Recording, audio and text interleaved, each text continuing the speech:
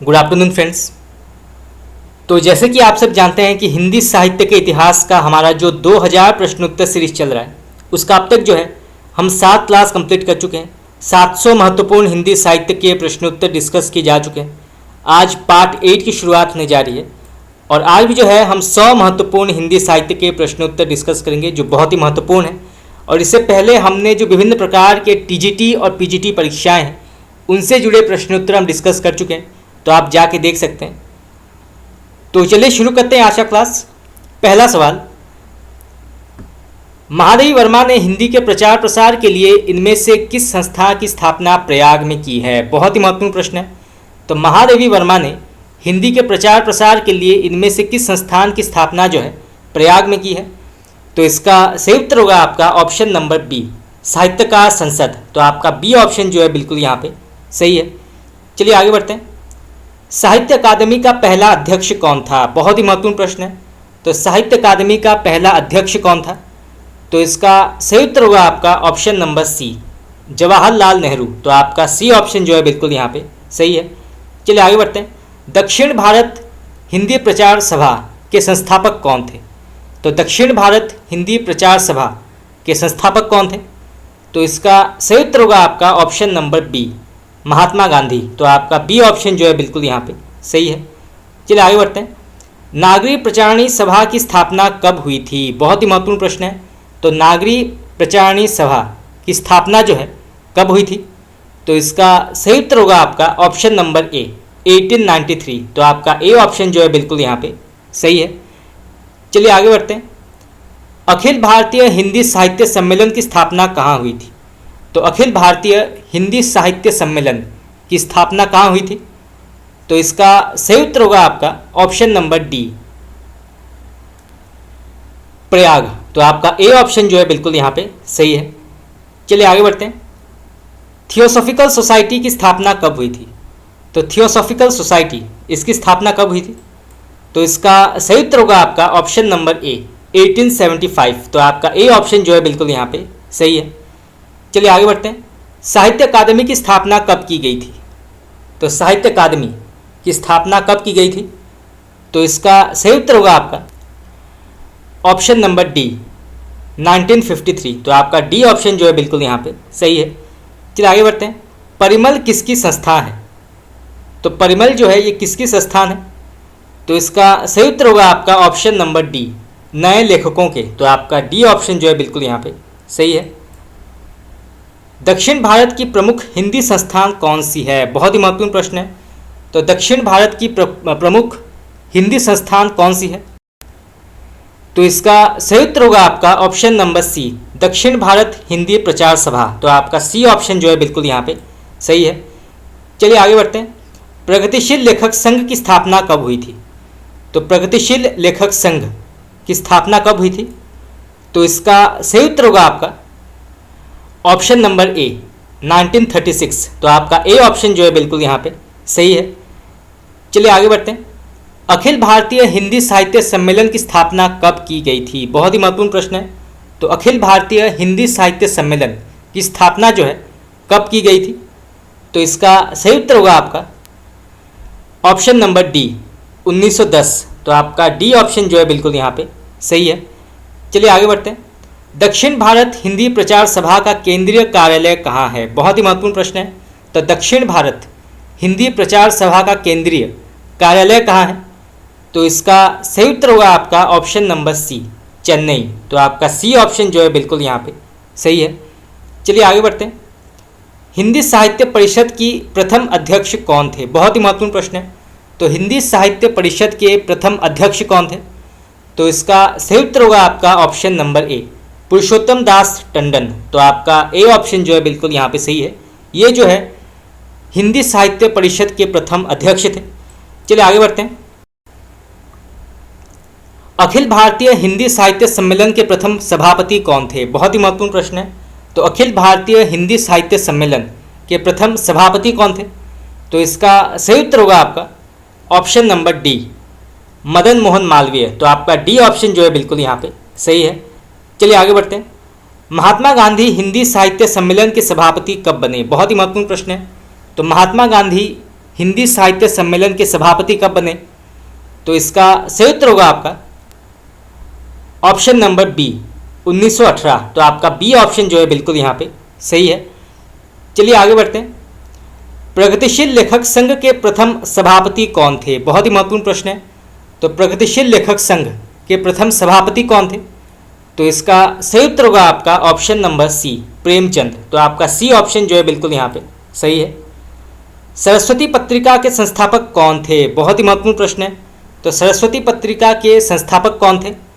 तो इसका सही उत्तर होगा आपका option number B Chintamani Ghosh. तो आपका बी ऑप्शन जो है बिल्कुल यहाँ पे सही है। चलिए आगे बढ़ते हैं।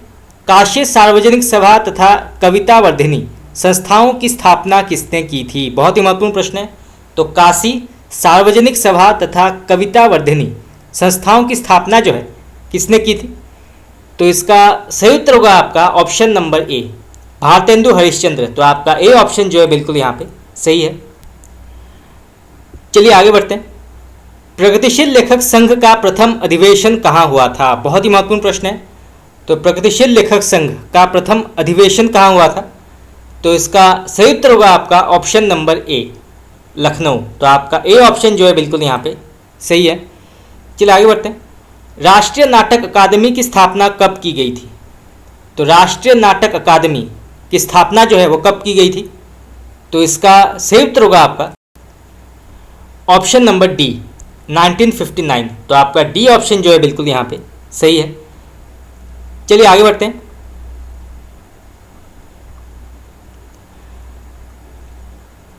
महादेवी वर्मा को उनकी किस कृति पर भारतीय ज्ञानपीठ पुरस्कार मिला था? बहुत ही महत्वपूर्ण प्रश्न है। तो महादेवी वर्मा को उनकी किस कृति पर जो है भारतीय ज्ञानपीठ पुरस्कार मिला था? तो इसका सही उत्तर होगा आपका ऑप्शन नंबर सी यामा। तो आपका सी ऑप्शन जो है बिल्कुल यहाँ पे सही है। सुमित्रा नंदन पंत को चिदंबरा पर कौन सा पुरस्कार प्रदान किया गया है? बहुत ही महत्वपूर्ण प्रश्न है। तो सुमित्रा नंदन पंत को चिदंबरा पर कौन सा पुरस्कार प्रदान किया गया है? तो इसका सही उत्तर होगा आपका ऑप्शन नंबर ए ज्ञानपीठ पुरस्कार। तो आपका ए ऑप्शन जो है बिल्कुल यहाँ पे सही है। चलिए आगे बढ़ते हैं। रामधारी सिंह दिनकर को उर्वशी पर किस वर्ष भारतीय ज्ञानपीठ पुरस्कार मिला है? बहुत ही महत्वपूर्ण प्रश्न है। तो रामधारी सिंह दिनकर को उर्वशी पर किस वर्ष भारतीय ज्ञानपीठ पुरस्कार मिला है? तो इसका सही उत्तर होगा आपका ऑप्शन नंबर डी 1972। तो आपका डी ऑप्शन जो है बिल्कुल यहाँ पे सही है। चलिए आगे बढ़ते हैं। हिंदी के किस कवि को भारतीय ज्ञानपीठ पुरस्कार सबसे पहले मिला है? बहुत ही महत्वपूर्ण प्रश्न है। तो हिंदी के किस कवि को जो है भारतीय ज्ञानपीठ पुरस्कार सबसे पहले मिला है? तो इसका सही उत्तर होगा आपका ऑप्शन नंबर डी सुमित्रा नंदन पंत। तो आपका डी ऑप्शन जो है बिल्कुल यहाँ पे सही है। चलिए आगे बढ़ते हैं। धर्मवीर भारती को किस कृति पर व्यास सम्मान प्रदान किया गया है? बहुत ही महत्वपूर्ण प्रश्न है। तो धर्मवीर भारती को किस कृति पर व्यास सम्मान दिया गया है? तो इसका सही उत्तर होगा आपका ऑप्शन नंबर ए सपना अभी भी। तो आपका ए ऑप्शन जो है बिल्कुल यहाँ पे सही है। चलिए आगे बढ़ते हैं। इनमें से कौन सा रचनाकार उत्तर प्रदेश हिंदी संस्थान के भारत भारती सम्मान से अलंकृत है? बहुत ही महत्वपूर्ण प्रश्न है। तो इनमें से कौन सा रचनाकार जो है वो उत्तर प्रदेश हिंदी संस्थान के भारत भारती सम्मान से अलंकृत है? तो इसका सही उत्तर होगा आपका ऑप्शन नंबर बी अज्ञ। तो आपका बी ऑप्शन जो है बिल्कुल यहाँ पे सही है। इसको आप नोट कर सकते हैं, परीक्षा में पूछा जा सकता है ये। चलिए आगे बढ़ते हैं। इनमें से सरस्वती सम्मान किस साहित्यकार को प्राप्त हुआ है? तो इनमें से सरस्वती सम्मान किस साहित्यकार को प्राप्त हुआ है? तो इसका सही उत्तर होगा आपका option number D Harivansh Rai Bachchan. तो आपका डी ऑप्शन जो है बिल्कुल यहाँ पे सही है। चलिए आगे बढ़ते हैं। इनमें से कौन सी कृति साहित्य अकादमी द्वारा पुरस्कृत नहीं है? बहुत ही महत्वपूर्ण प्रश्न है। तो इनमें से कौन सी कृति जो है वो साहित्य अकादमी द्वारा पुरस्कृत नहीं है? तो इसका सही उत्तर होगा आपका ऑप्शन नंबर बी कितनी नावों में कितनी बार। तो आपका बी ऑप्शन जो है बिल्कुल यहाँ पे सही है। चलिए आगे बढ़ते हैं। हिंदी कविता के लिए साहित्य अकादमी का पुरस्कार किस कवि को नहीं मिला है? बहुत ही महत्वपूर्ण प्रश्न है। तो हिंदी कविता के लिए साहित्य अकादमी का पुरस्कार जो है किस कवि को नहीं मिला है? तो इसका सही उत्तर होगा आपका ऑप्शन नंबर ए नागार्जुन। तो आपका ए ऑप्शन जो है बिल्कुल यहाँ पे सही है। चलिए आगे बढ़ते हैं। नरेश मेहता को उनकी किस कृति पर भारतीय ज्ञानपीठ पुरस्कार मिला है? बहुत ही महत्वपूर्ण प्रश्न है। तो नरेश मेहता को जो है उनकी किस कृति पर भारतीय ज्ञानपीठ पुरस्कार मिला है? तो इसका सही उत्तर होगा आपका ऑप्शन नंबर डी, संपूर्ण साहित्य। तो आपका डी ऑप्शन जो है बिल्कुल यहाँ पे सही है। चलिए आगे बढ़ते हैं। हिंदी के किस कथाकार को साहित्य अकादमी पुरस्कार पहले मिला है? बहुत ही महत्वपूर्ण प्रश्न है। तो हिंदी के किस कथाकार को जो है साहित्य अकादमी पुरस्कार पहले मिला है? तो इसका सही उत्तर होगा आपका ऑप्शन नंबर ए, भगवती चरण वर्मा। तो आपका ए ऑप्शन जो है बिल्कुल यहाँ पे सही है।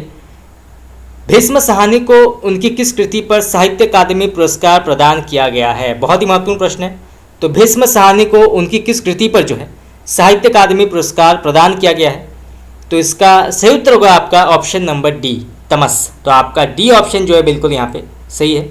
चलिए आगे बढ़ते हैं। उत्तर प्रदेश हिंदी संस्थान का भारत भारती सम्मान किसने ग्रहण नहीं किया है? बहुत ही महत्वपूर्ण प्रश्न है। तो उत्तर प्रदेश हिंदी संस्थान का भारत भारती सम्मान किसने ग्रहण नहीं किया है? तो इसका सही उत्तर होगा आपका option number D, Shri Narayan Chaturvedi. तो आपका डी ऑप्शन जो है बिल्कुल यहाँ पे सही है। चलिए आगे बढ़ते हैं। सुरेंद्र वर्मा को मुझे चांद चाहिए उपन्यास पर कौन सा सम्मान मिला है? बहुत ही महत्वपूर्ण प्रश्न है। तो सुरेंद्र वर्मा को मुझे चांद चाहिए उपन्यास पर कौन सा सम्मान मिला है? तो इसका सही उत्तर होगा आपका ऑप्शन नंबर सी, साहित्य अकादमी। तो आपका सी ऑप्शन जो है बिल्कुल यहाँ पे सही है। और मुझे चांद चाहिए जो है ये उपन्यास विधा के अंतर्गत आती है। तो दो प्रकार के प्रश्न जो है यहाँ से पूछे जा सकते हैं। चलिए आगे बढ़ते हैं। उत्तर प्रदेश हिंदी संस्थान का सन 1998 का लोहिया साहित्य सम्मान किस साहित्यकार को प्रदान किया गया है? बहुत ही महत्वपूर्ण प्रश्न है। तो उत्तर प्रदेश हिंदी संस्थान का सन 1998 का लोहिया साहित्य सम्मान किस साहित्यकार को प्रदान किया गया है? तो इसका सही उत्तर होगा आपका option number D, Vishnukant Shastri. तो आपका डी ऑप्शन जो है बिल्कुल यहाँ पे सही है। चलिए आगे बढ़ते हैं। सन 1969 में श्रीलाल शुक्ल को किस कृति पर साहित्य अकादमी पुरस्कार प्रदान किया गया है? बहुत ही महत्वपूर्ण प्रश्न है। तो सन 1969 में श्रीलाल शुक्ल को किस कृति पर साहित्य अकादमी पुरस्कार प्रदान किया गया है? तो इसका सही उत्तर होगा आपका ऑप्शन नंबर सी, राग दरबारी। तो आपका सी ऑप्शन जो है बिल्कुल यहाँ पे सही है। चलिए आगे बढ़ते हैं। निराला की साहित्य साधना पर रामविलास शर्मा को कौन सा पुरस्कार मिला है? बहुत ही महत्वपूर्ण प्रश्न है ये। तो निराला की साहित्य साधना पर रामविलास शर्मा को कौन सा पुरस्कार प्रदान किया गया है? तो इसका सही उत्तर होगा आपका ऑप्शन नंबर बी, साहित्य अकादमी सम्मान। तो आपका बी ऑप्शन जो है बिल्कुल यहाँ पे सही है। चलिए आगे बढ़ते हैं। अज्ञे को किस कृति पर भारतीय ज्ञानपीठ पुरस्कार मिला है? बहुत ही महत्वपूर्ण प्रश्न है। तो अज्ञे को किस कृति पर भारतीय ज्ञानपीठ पुरस्कार मिला है? तो इसका सही उत्तर होगा आपका ऑप्शन नंबर डी, कितनी नाव में कितनी बार। तो आपका डी ऑप्शन जो है बिल्कुल यहाँ पे सही है। चलिए आगे बढ़ते हैं। सन 1993 में व्यास सम्मान किस लेखक को मिला है? तो सन 1993 में व्यास सम्मान जो है ये किस लेखक को मिला है? तो इसका सही उत्तर होगा आपका option number B, Girija Kumar Mathur. तो आपका बी ऑप्शन जो है बिल्कुल यहाँ पे सही है। चलिए आगे बढ़ते हैं। रामधारी सिंह दिनकर को किस रचना पर साहित्य अकादमी पुरस्कार मिला है? बहुत ही महत्वपूर्ण प्रश्न है। तो दिनकर जी को जो है किस रचना पर साहित्य अकादमी पुरस्कार मिला है? तो इसका सही उत्तर होगा आपका ऑप्शन नंबर बी, संस्कृति के 4 अध्याय। तो आपका बी ऑप्शन जो है बिल्कुल यहाँ पे सही है। चलिए आगे बढ़ते हैं। माखनलाल चतुर्वेदी को किस रचना पर साहित्य अकादमी पुरस्कार मिला है? तो माखनलाल चतुर्वेदी को जो है किस रचना पर साहित्य अकादमी पुरस्कार मिला है? तो इसका सही उत्तर होगा आपका option number C, Him Tarangini. तो आपका सी ऑप्शन जो है बिल्कुल यहाँ पे सही है और इसके लेखक हैं माखनलाल चतुर्वेदी। चलिए आगे बढ़ते हैं। डॉक्टर विद्यानिवास मिश्र को किस वर्ष उत्तर प्रदेश हिंदी संस्थान के भारत भारती सम्मान से अलंकृत किया गया है? बहुत ही महत्वपूर्ण प्रश्न है। तो डॉक्टर विद्यानिवास मिश्र को किस वर्ष उत्तर प्रदेश हिंदी संस्थान के भारत भारती सम्मान से अलंकृत किया गया है? तो इसका सही उत्तर होगा आपका ऑप्शन नंबर ए, 1997। तो आपका ए ऑप्शन जो है बिल्कुल यहाँ पे सही है। चलिए आगे बढ़ते हैं। इनमें से किसे जो है प्रथम बार भारत भारती सम्मान प्रदान किया गया है? बहुत ही महत्वपूर्ण प्रश्न है। तो इनमें से किसे जो है प्रथम बार भारत भारती सम्मान प्रदान किया गया है? तो इसका सही उत्तर होगा आपका option number C, Mahadevi Verma. तो आपका सी ऑप्शन जो है बिल्कुल यहाँ पे सही है। चलिए आगे बढ़ते हैं। सन 1995 का भारतीय ज्ञानपीठ पुरस्कार किस भाषा के साहित्यकार को प्रदान किया गया है? बहुत ही महत्वपूर्ण प्रश्न है। तो सन 1995 का भारतीय ज्ञानपीठ पुरस्कार जो है किस भाषा के साहित्यकार को प्रदान किया गया है?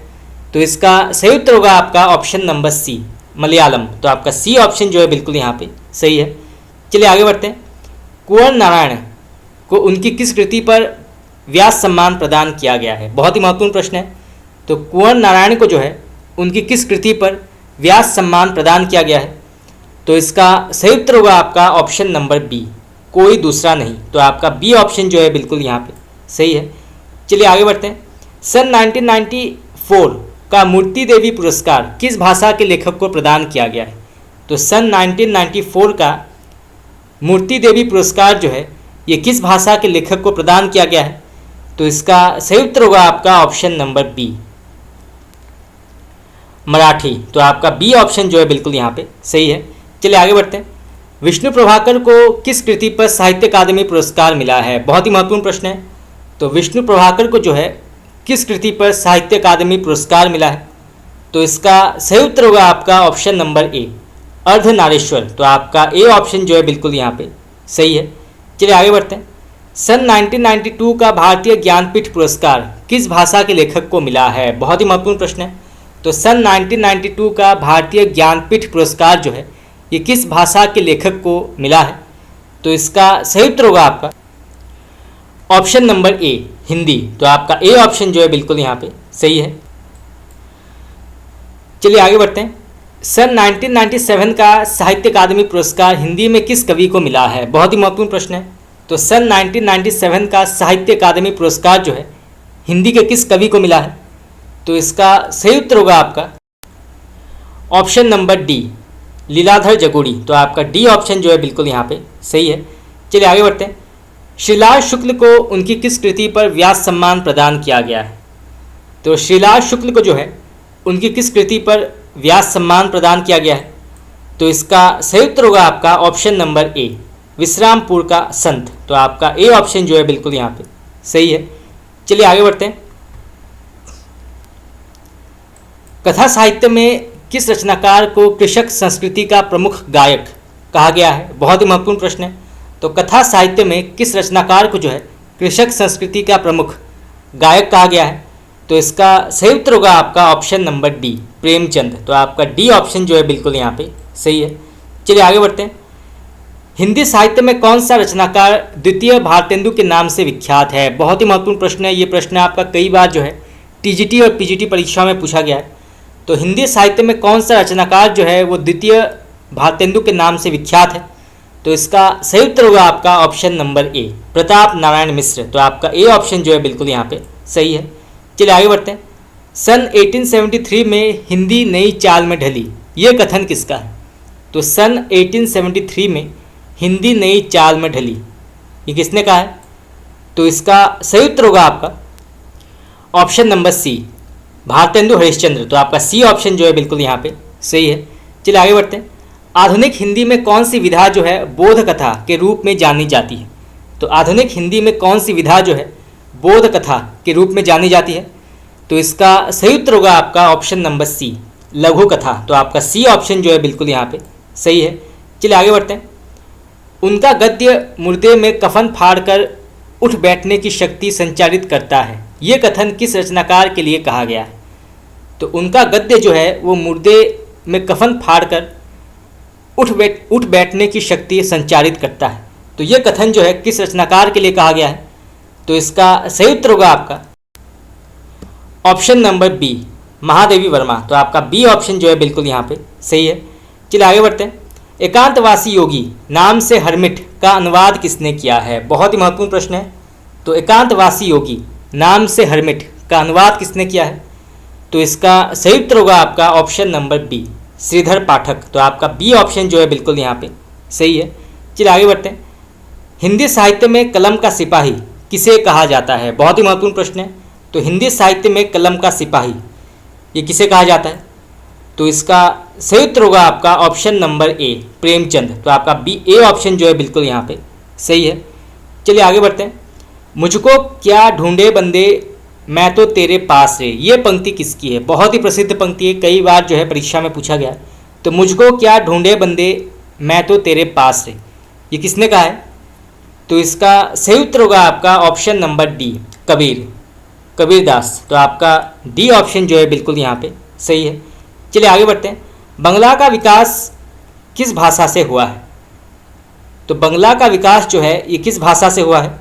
तो इसका सही उत्तर होगा आपका ऑप्शन नंबर डी, मागधी। तो आपका डी ऑप्शन जो है बिल्कुल यहाँ पे सही है। चलिए आगे बढ़ते हैं। हिंदी की प्रथम रचना श्रावकाचार किसकी रचना है? बहुत ही महत्वपूर्ण प्रश्न है।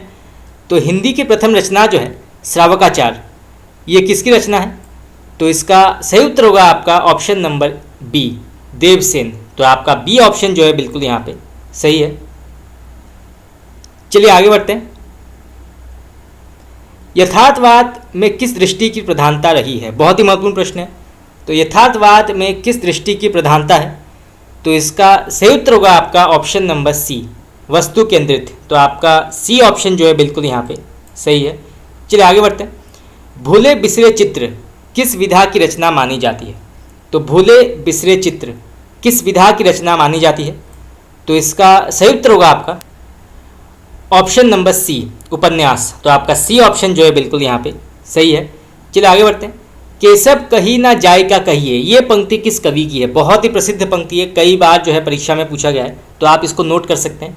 केशव कही ना जाय का कहिए, ये किसने कहा है? तो इसका सही उत्तर होगा आपका ऑप्शन नंबर सी, तुलसीदास। तो आपका सी ऑप्शन जो है बिल्कुल यहाँ पे सही है। चलिए आगे बढ़ते हैं। मुझे चांद चाहिए किस विधा की रचना है? मुझे चांद चाहिए ये किस विधा के अंतर्गत मानी जाती है? तो इसका सही उत्तर होगा आपका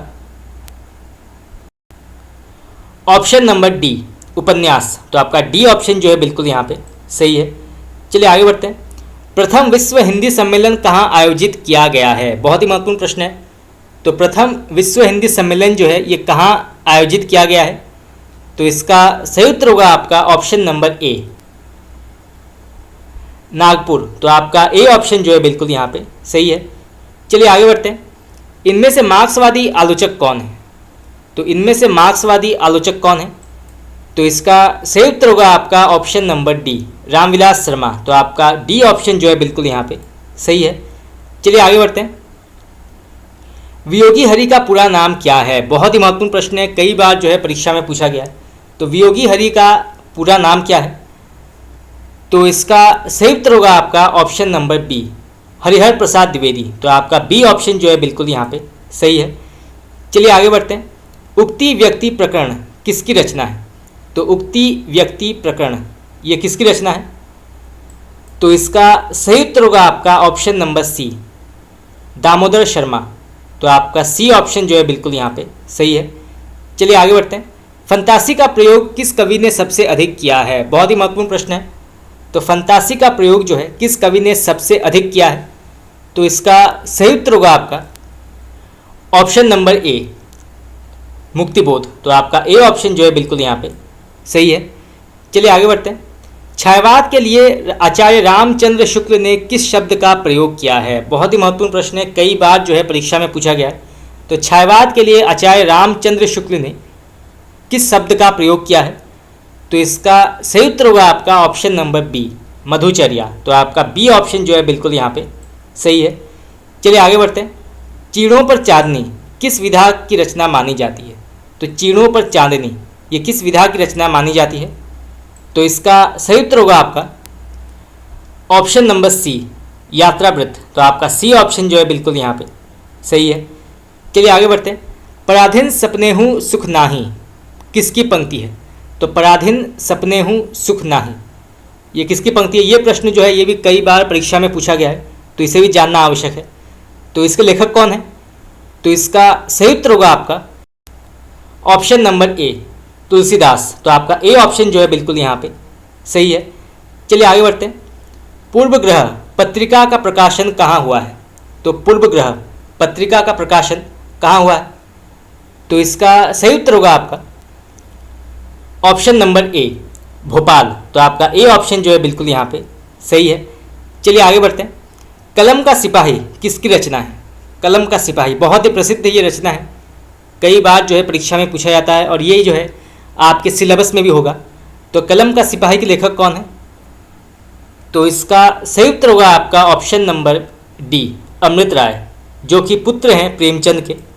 इन्होंने लिखा है कलम का सिपाही, जो प्रेमचंद के जीवन पर आधारित है, और इनकी पत्नी ने लिखा है प्रेमचंद घर में, जिनका नाम है शिवरानी देवी। तो दो प्रकार के प्रश्न जो हैं यहाँ से पूछे जा सकते हैं। चलिए आगे बढ़ते हैं। हिंदी साहित्य में किस रचनाकार को 20वीं सदी में वैदिक युग का मॉडल कहा गया है? तो इसका सही उत्तर होगा आपका ऑप्शन नंबर ए सिया राम शरण गुप्त। तो हिंदी साहित्य में सिया राम शरण गुप्त को जो है 20वीं सदी में वैदिक युग का मॉडल कहा गया है। तो आपका ए ऑप्शन जो है बिल्कुल यहाँ पे सही है। चलिए आगे बढ़ते हैं। संस्कृति के 4 अध्याय पुस्तक का लेखक कौन है? तो संस्कृति के 4 अध्याय, इसके लेखक कौन है? तो इसका सही उत्तर होगा आपका ऑप्शन नंबर ए रामधारी सिंह दिनकर। तो आपका ए ऑप्शन जो है बिल्कुल यहाँ पे सही है। चलिए आगे बढ़ते हैं। बैढ़व बनारसी के नाम से विख्यात लेखक का वास्तविक नाम क्या है? बहुत ही महत्वपूर्ण प्रश्न है। तो बैढ़व बनारसी के नाम से विख्यात लेखक का वास्तविक नाम क्या है? तो इसका सही उत्तर होगा आपका ऑप्शन नंबर ए कृष्णदेव प्रसाद गौड़। तो आपका सी ऑप्शन जो है बिल्कुल यहाँ पे सही है। चलिए आगे बढ़ते हैं। किस रचनाकार को परतंत्र भारत का वास्तविक वैतालिक कहा गया है? बहुत ही महत्वपूर्ण प्रश्न है। तो किस रचनाकार को जो है परतंत्र भारत का वास्तविक वैतालिक कहा गया है? तो इसका सही उत्तर होगा आपका option number B Ramdhari Singh Dinkar. तो आपका बी ऑप्शन जो है बिल्कुल यहाँ पे सही है। चलिए आगे बढ़ते हैं। हिमालयनो प्रवास किसकी रचना है? तो हिमालयनो प्रवास ये किसने लिखा है? तो इसका सही उत्तर होगा आपका ऑप्शन नंबर सी काका कालेलकर। तो आपका सी ऑप्शन जो है बिल्कुल यहाँ पे सही है। चलिए आगे बढ़ते हैं। प्रारंभ में प्रेमचंद किस नाम से रचनाएं लिखते थे? बहुत ही महत्वपूर्ण प्रश्न है। तो प्रारंभ में शुरुआत में जो है प्रेमचंद किस नाम से रचनाएं लिखते थे? तो इसका सही उत्तर होगा आपका ऑप्शन नंबर ए नवाब राय। जब मुंशी प्रेमचंद उर्दू में रचनाएं लिखते थे तो उनका नाम था नवाब राय। जब वो हिंदी में लिखने लगे तब उनका नाम था प्रेमचंद, परंतु उनका वास्तविक नाम है धनपत राय। तो 3 प्रकार के प्रश्न जो हैं यहाँ से पूछे जा सकते हैं। चलिए आगे बढ़ते हैं। किस कथाकार को हिंदी का शरद कहा गया है? बहुत ही महत्वपूर्ण प्रश्न है, कई बार जो है परीक्षा में पूछा गया है। तो किस कथाकार को जो है हिंदी का शरद कहा गया है? तो इसका सही उत्तर होगा आपका option number D Janendra Kumar. तो जनेंद्र कुमार को जो है हिंदी का शरद कहा गया है। तो आपका डी ऑप्शन बिल्कुल यहाँ पे सही है। चलिए आगे बढ़ते हैं। जैसे उड़ी जहाज को पंछी पुनी जहाज पे आवे, ये पंक्ति किसकी है? बहुत ही प्रसिद्ध ये पंक्ति है। जैसे उड़ी जहाज को पंछी पुनी जहाज पे आवे, ये किसने कहा है? तो इसका सही उत्तर होगा आपका ऑप्शन नंबर ए सूरदास। तो आपका ए ऑप्शन जो है बिल्कुल यहाँ पे सही है। चलिए आगे बढ़ते हैं। आचार्य रामचंद्र शुक्ल ने किस रचनाकार को सच्चा स्वच्छंदतावाद का प्रवर्तक कहा है? बहुत ही महत्वपूर्ण प्रश्न है। तो आचार्य रामचंद्र शुक्ल ने किस कथाकार को जो है या किस रचनाकार को जो है सच्चा स्वच्छंदतावाद का प्रवर्तक कहा है? तो इसका सही उत्तर होगा आपका ऑप्शन नंबर बी श्रीधर पाठक। तो आपका बी ऑप्शन जो है बिल्कुल यहाँ पे सही है। चलिए आगे बढ़ते हैं। महावीर प्रसाद द्विवेदी द्वारा प्रयुक्त अनिस्थिरता तथा वेंकटेश्वर समाचार के संपादक लज्जाराम शर्मा द्वारा प्रयुक्त शब्द को लेकर किसने विवाद चलाया था? तो महावीर प्रसाद द्विवेदी द्वारा प्रयुक्त अस्थिरता तथा वेंकटेश्वर समाचार के संपादक लज्जाराम शर्मा द्वारा प्रयुक्त शब्द को लेकर किसने विवाद चलाया था? तो इसका सही उत्तर होगा आपका ऑप्शन नंबर सी बाल मुकुंद गुप्त। तो आपका सी ऑप्शन जो है बिल्कुल यहाँ पे सही है। चलिए आगे बढ़ते हैं। मृदुला गर्ग किस लेखिका की बहन है? तो मृदुला गर्ग ये किस लेखिका की बहन है? तो इसका सही उत्तर होगा आपका ऑप्शन नंबर ए मंजुल भगत। तो आपका ए ऑप्शन जो है बिल्कुल यहाँ पे सही है। तो फ्रेंड्स आज के लिए इतना ही। आज हमने कुछ और महत्वपूर्ण हिंदी साहित्य के प्रश्नोत्तर डिस्कस किए। तो आज हमारा क्लास जो है यहाँ पे समाप्त हुआ। कल का पार्ट 9 की शुरुआत होगी और कल भी जो है हम 100 महत्वपूर्ण हिंदी साहित्य के प्रश्नोत्तर डिस्कस करेंगे। तो आज के लिए इतना ही। आप लोगों को कैसा लगा क्लास आप मुझे बता सकते हैं कमेंट करके। आपका बहुत बहुत धन्यवाद।